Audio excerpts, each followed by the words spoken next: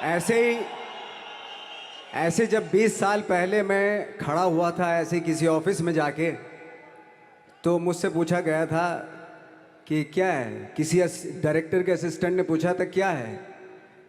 मैंने कहा एक्टर हैं। बोले दिखने से तो लगते नहीं हो एक्टर हो। तो क्या होता था कि इंडस्ट्री में हमेशा ये चलन था कि एक्टर हीरो जो होता है वो 6 फुट का होता है और गोरा होता है और लंबा चौड़ा बल्ले छल्ले होते हैं। मतलब हम तो बस ऐसे ही चले गए थे, ऐसा ऐसा ऐसा समझता था वो। और शिप्रा, मैं ये आपको यकीन दिलाना चाहता हूँ इस चीज़ का कि मेरे खुद के रिश्तेदारों ने भी, जब मैंने उनसे इच्छा जाहिर की कि मैं एक्टर बनना चाहता हूँ, तो उन्होंने भी मुझे डीमोरलाइज किया कि पहले शक्ल तो देख ले अपनी। क्योंकि 5 फुट का छोटा पतला दुबला सा आदमी, काला कलूटा, मुझे खुद को पता नहीं था कि इंडस्ट्री में मेरा क्या हाल होगा। बट एक जिद थी,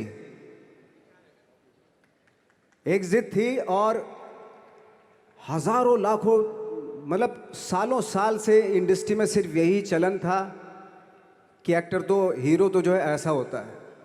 लेकिन इन सब ऑड सिचुएशंस के बावजूद भी गए। लेकिन एक चीज़ मेरे दिमाग में थी कि जो सब कर रहे हैं वो नहीं करना है, तो अलग क्या करूं, अलग क्या होना चाहिए। उसके लिए ट्रेनिंग की ज़रूरत थी, जो मैंने नेशनल स्कूल ऑफ ड्रामा में आके ट्रेनिंग ली। 3 साल मैंने एक्टिंग की पढ़ाई की वहाँ पे, और अपनी एक क्राफ्ट के बारे में समझा कि एक्चुअली इस पर्सनैलिटी में अगर मैं लोगों को इम्प्रेस करना चाहता हूँ, उसके लिए एजुकेशन की बहुत ज़रूरत है। या जो भी आप काम कर रहे हो उसमें क्राफ्ट, उसका एक्सपर्ट होना बहुत ज़रूरी होता है। ऐसे ही हवा में नहीं कि जैसे पहले होता था, अरे यार तो बहुत खूबसूरत दिखता है, फिल्मों में जाके काम करना शुरू कर दे। ऐसा नहीं, किसी चीज़ को बारीकी से जानना, उसके लिए ट्रेनिंग की, एक्सपर्ट्स की, एक्सपीरियंस की ज़रूरत होती है। तो मैंने ट्रेनिंग ली नेशनल स्कूल ऑफ ड्रामा से, और 2000 में मैं पहुंच गया मुंबई। मुंबई पहुंचने के बाद जब हम किसी ऑफिस में जाते थे, आई थिंक उससे पहले चलन नहीं था बिल्कुल भी। हम लोग गए, जैसे मैंने बताया कि ऑफिस में खड़े हो के, भाई हम एक्टर हैं, काम दोगे क्या। तो बोले पहले हुलिया तो देख अपना तू। तो ये हर बार सुनने के लिए मिलता था, और वो बात भी सही थी। क्योंकि उससे पहले कभी कोई आपने देखा नहीं होगा कोई इतना बड़ा, कोई इतनी सी पर्सनैलिटी का 5 फुट 6 इंच का आदमी, पतला दुबला सा मरियल सा, कि कभी ये इस तरह के लोग एक्टर भी बन सकते हैं, हीरो भी बन सकते हैं, स्टार भी बन सकते हैं। ऐसा चलन था ही नहीं। मैं कॉन्फिडेंट था बिकॉज ऑफ माई ट्रेनिंग। मैंने ट्रेनिंग ली थी और अपनी क्राफ्ट के बारे में बहुत अच्छे से जानता था मैं, और उस चीज़ का सिर्फ कॉन्फिडेंस था मुझे कि आज नहीं तो कल, कल नहीं तो परसों, या 10 साल या 20 साल या 30 साल, 30 साल के बाद नंबर ज़रूर आएगा मेरा। मैंने कभी भी अपने को टारगेट नहीं किया, टारगेट नहीं दिया मैंने कि अगर 2 साल ट्राई करके देखता हूँ, उसमें अगर हो गया तो ठीक है, वरना कोई दूसरा फील्ड अपना लूँगा। ऐसा कभी नहीं। जिस चीज़ का पैशन होता है, जज्बा होता है, अगर आप दिल से चाह लो ना, तो पूरी दुनिया झुक जाती है उसके ऊपर। उसको पूरा करने के लिए पूरी कायनात एक हो जाती है कि इस आदमी की जिद के लिए, इस आदमी की जिद के आगे झुकना पड़ेगा, और पूरी दुनिया झुकती है आपकी जिद के आगे। लेकिन आपको जिद्दी होना पड़ता है, आपको बहुत सारे सेक्रीफाइस भी करने पड़ते हैं, क्योंकि ये आपने चाहा है। परीक्षा देनी पड़ती है आपको, जितना बड़ा इम्तहान होगा उतनी बड़ी परीक्षा भी देनी पड़ेगी। आसान काम नहीं है। छोटे छोटे टारगेट बनाएंगे तो छोटों में ही निपटारा हो जाएगा। हमेशा अपने आप को टारगेट बढ़ा दो। तो उसके लिए हमेशा अपने आप को अनकंफर्ट जोन में डालो, कि जो इम्पॉसिबल है उसको पॉसिबल करने की शिद्दत, पैशन आपके अंदर होना चाहिए, वो हो जाता है। आज जो दुनिया में इतने सारे एक्सपेरिमेंट हुए हैं, ये सिर्फ इसी बिना पे हुए हैं, पागलपन के जरिए ही हुए हैं ये सारे एक्सपेरिमेंट।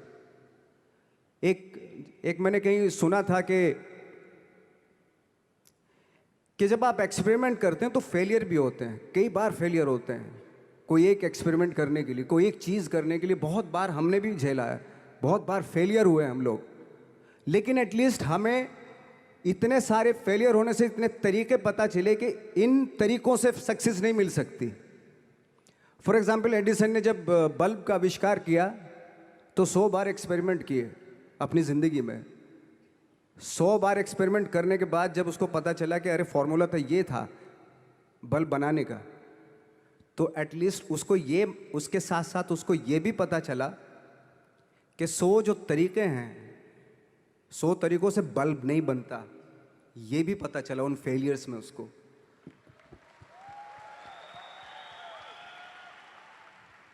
जब हम लोग मुंबई आए तो हमें मालूम था हमारे पास पर्सनैलिटी नहीं है, हमारे पास बैक नहीं है, या हमारे फादर दादा परदादा तो फिल्म इंडस्ट्री में है नहीं, हम ही हैं, तो हमें क्या करना चाहिए। इसलिए लोगों के बीच में घुसे रहते थे, आम लोगों के बीच में घुसे रहते थे, उनका एक्सपीरियंस सुनते थे, उनको ऑब्जर्व करते थे।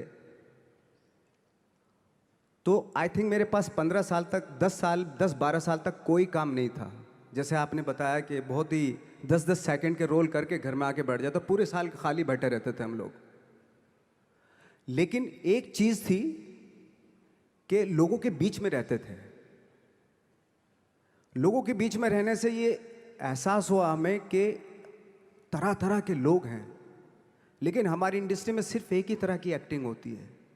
हजारों करोड़ों लोग हैं इस दुनिया में, लेकिन एक्टिंग सिर्फ एक ही तरीके से होती है हमारे यहाँ।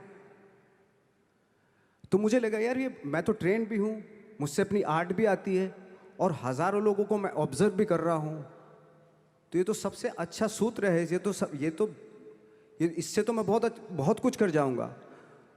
तो जब ये सूत्र पता चला मुझे कि अब मैं ये जो हजारों लोगों को मैंने ऑब्जर्व किया है, अब जब भी मुझे कोई रोल मिलेगा उन्हीं में से वो एक इंसान होगा। उसी में वो ठाकरे, बाला साहब ठाकरे होंगे, उसी में मंटो होगा, उसी में गणेश गायतोंडे होगा, उसी में फैजल खान होगा, उसी में माजूमदार साहब होंगे। तो इस तरह के, ये कब हुआ? जब हमने लोगों को ऑब्जर्व करना शुरू किया, लोगों के बीच में रहे। मैं 15 साल के बाद जो मेरी लाइफ थी जिसमें खाने तक को नहीं मिलता था, अब फॉर्चुनेट अपने आप को समझने लगा था कि थैंक गॉड कि मुझे ऐसे लोगों के बीच में मुझे रहने का मौका मिला। तो कभी भी, आई थिंक मुझे लगता है कि कभी भी जब आप स्ट्रगल कर रहे होते हैं ना, वो एक मौका होता है आपके पास, वो एक चांस होता है आपके पास कि कैसे उसमें आप अपना ऑब्जर्वेशन, एक्सपीरियंस, जब आपको काम मिलेगा वो उसमें लगाएंगे आप। तो मेरी लाइफ बहुत ही,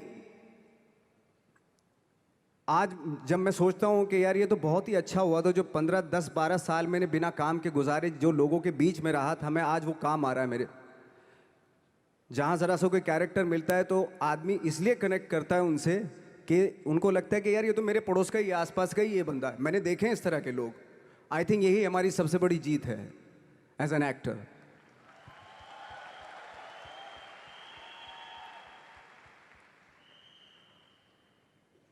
ऑफ कोर्स स्ट्रगल में बहुत सारी चीज़ें सेक्रीफाइस करनी पड़ती हैं, क्योंकि खुजली आपको हुई है, आप ही को मिटानी पड़ेगी। यू नो, आप जो आप हैं वो आपने बनना चाहा था, और अगर डिसअपॉइंटमेंट आ रहे हैं तो आप तो कंप्लेन भी नहीं कर सकते, क्योंकि आप ही ने चाहा था ये बनना।